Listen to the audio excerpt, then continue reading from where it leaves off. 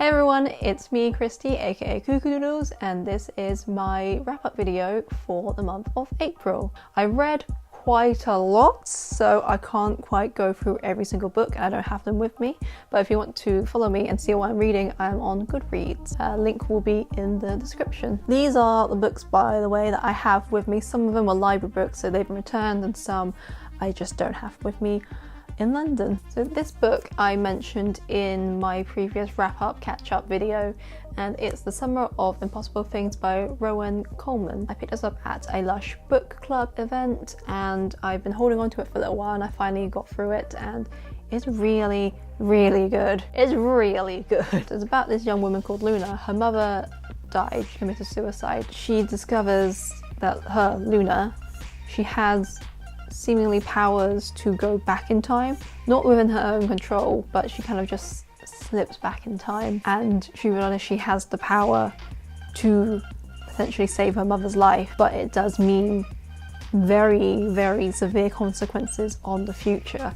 And it's so beautiful and rich. The bits in the past are set in Brooklyn back in 1977, when it was a very difficult city to live in because of gangs and the times in which they lived in. Romanticizing the past is always dangerous, and it's not always looking like set from movies, or in this case it's not always looking like the set of Dirty Dancing. She's aware of that, and she really engages with that, and she engages with the sexism at the time as well, and these times as well. So sometimes the women are just walking and they just get harassed and catcalled, and it's very realistic, unfortunately. But it's just kind of beautiful, and it's magical, and it's just kind of time bending magicalness, and it's just really, really well written and really engaging. I was staying up to past my bedtime, midnight, half midnight, 1 a.m, 1:30 a.m reading this. Really, really great work. Next book, which I don't have on me, but I will put it here, it's Lexicon by Max Barry. And it's a fiction book, and it's basically focusing on linguistics and the potential power of words. Essentially, this young woman is taken into this organization, and they really train their candidates on the power of words and how certain words can basically manipulate people. And it gets to a point where certain words will completely control you. You know, the history of it, they were seen as magicians because they could essentially say spells and then get people to do whatever they wanted. And it's really phenomenal book. It's so gripping and mad, and there's all these mysteries and things, and this narrative just being pulled about and becoming this really gripping story. Highly, highly recommend that one. When I was back at home, I picked up this book off my older sister's bookshelf. It's How to Win Friends and Influence People. It's by Dale Carnegie. You've probably heard of it. It's one of the most well-known self-help non-fiction books. It was written in 1953, I believe. It's basically, as it says, how to win friends and influence people. How do you get people to trust you, and how do you make friends and persuade people and things like that. I hate this book. I really hate it. I don't like it at all. Okay, maybe 16 million copies have been sold worldwide, but I don't like it.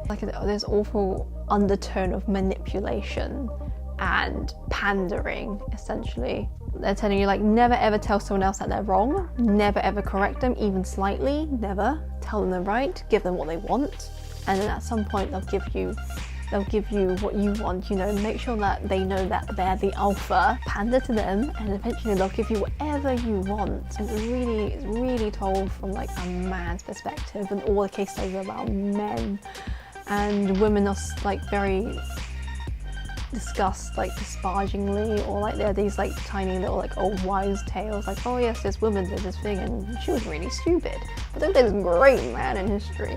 I mean, it was written in the 50s, but still. Ironically, something highlighted one of my points that I was gonna make. I was reading this on the tube, and this book often tells you to, like, you know, be really nice to other people, help other people, and then they'll like help you back, and like, they'll do whatever you want. I know that is not the case for women, because if you are nice to men, they instantly think you're hitting on them. That's like the only reason you're nice to them, surely, obviously. You know, if you're nice to me, that means you like me. You know, you want to go out with me, you're interested in me, rather than just, no, mate, I'm just helping you. I'm just nice. You know, have you never had a pretty girl be nice to you before? It's very sad that a lot of men don't have meaningful relationships with women that are non-romantic and non-sexual and purely on a friendship basis. I'm using terms like men and women with like air quotes. I'm still learning about this. Basically, I was reading this on the tube, and there was this bloke who was like, I don't know, in his late 40s and something like that, in a business suit, and he was kind of like trying to find how to get to a certain stop, and he was like asking people in the carriage like how to get there. So I just kind of like, okay, stood up, said, where are you trying to get to? Okay, so you need to go to this station, change here, and then just ride this line, and then you'll get there.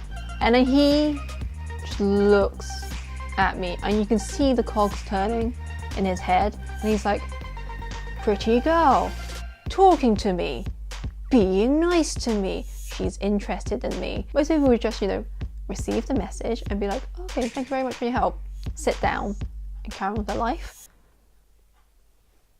Not this bloke. He goes on. He like compliments my boots. I say thank you. And he just kind of like carries on. I just kind of like, I'm sat like quite far across the carriage at this point. And then I start to like close down the conversation because, like, you know, I've told you where you want to go. I'm reading now. I want to sit over here now. This conversation's at a close. I don't know you. I don't have to know you. All I wanted to do was give you directions on how to get you to the location.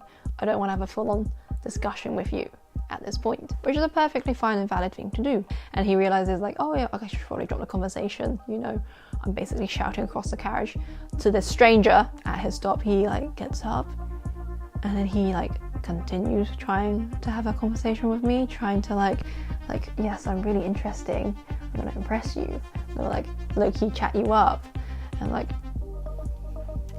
bye, have a good evening, bye. And as he goes, he compliments my boots for the third time and says, I like your boots. I like the legs that go with them as well.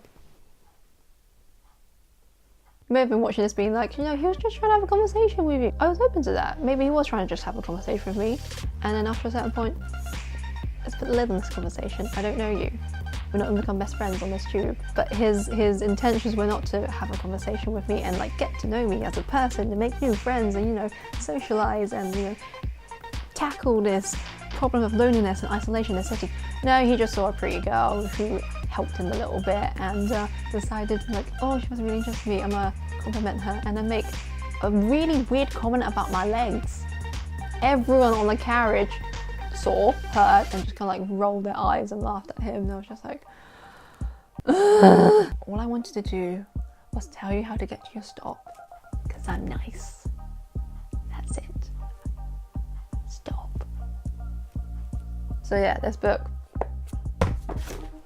Last two books, these are Neil Gaiman's short story collections.